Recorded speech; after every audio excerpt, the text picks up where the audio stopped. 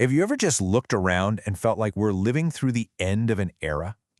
That the tension, the polarization, this constant feeling of crisis, it isn't just random noise, but it's all part of a much bigger pattern. Well, according to some very serious historians and political scientists, you're not wrong. And believe it or not, they have a specific year circled on their calendar, 2026.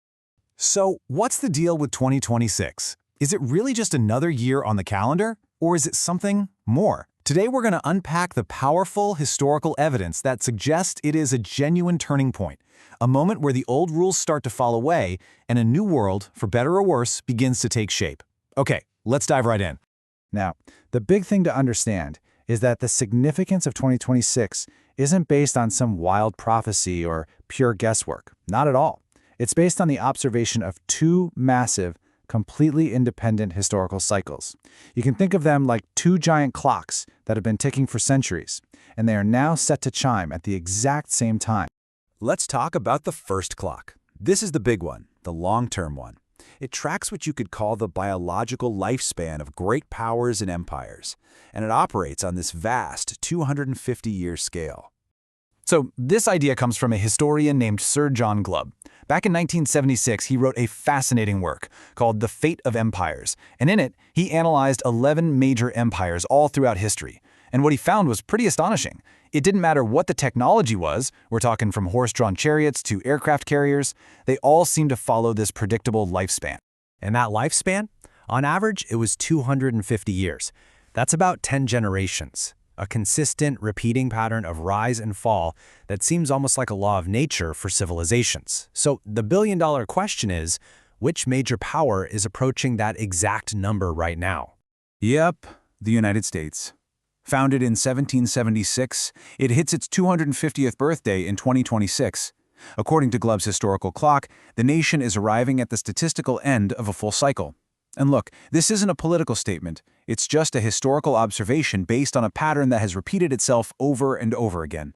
But what's really fascinating is how Glubb breaks this life cycle down. As you can see right here, it's a whole story. It kicks off with the explosive energy of pioneers, it moves through conquests and commerce, peaks in an age of affluence and intellect, but it always concludes in an age of decadence, a period where, as Glubb put it, sophisticated debate ends up replacing decisive action.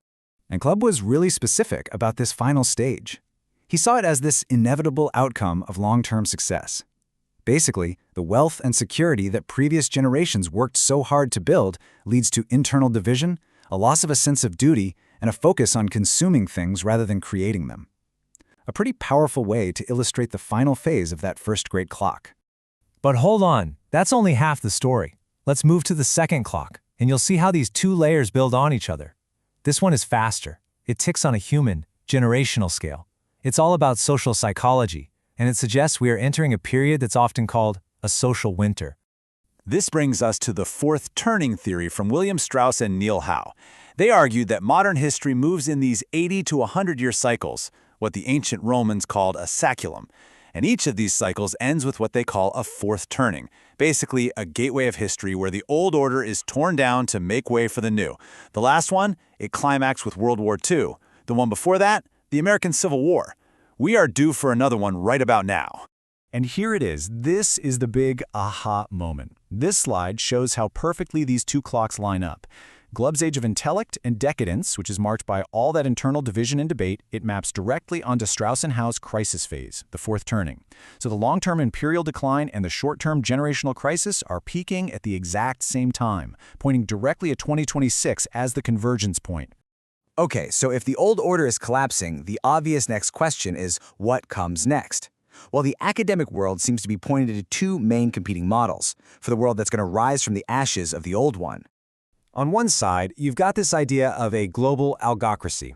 This is a vision, often associated with groups like the World Economic Forum, that basically says global problems are too complex for us humans to handle. They need centralized management by a single, powerful AI to manage resources for everyone. National borders become kind of less important.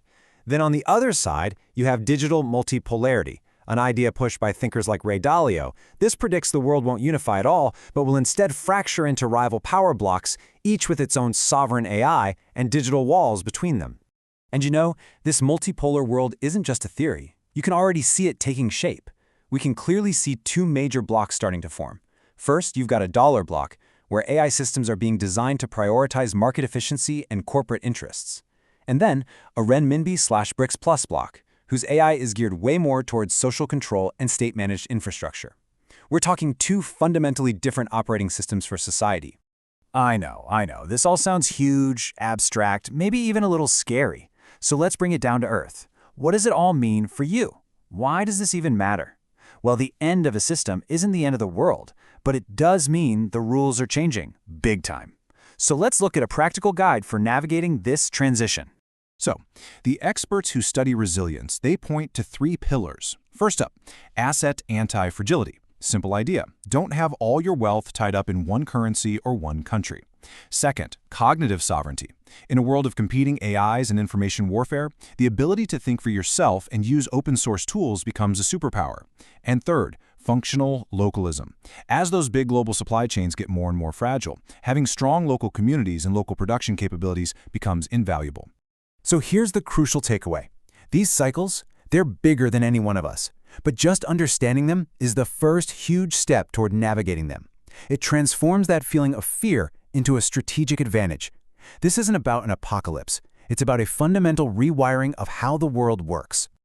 And that really brings us to the final question. History teaches us that these cycles are, for all intents and purposes, inevitable. The patterns are clear. The clocks are ticking toward a major turning point. So the only question that's left is, will you be ready when they chime?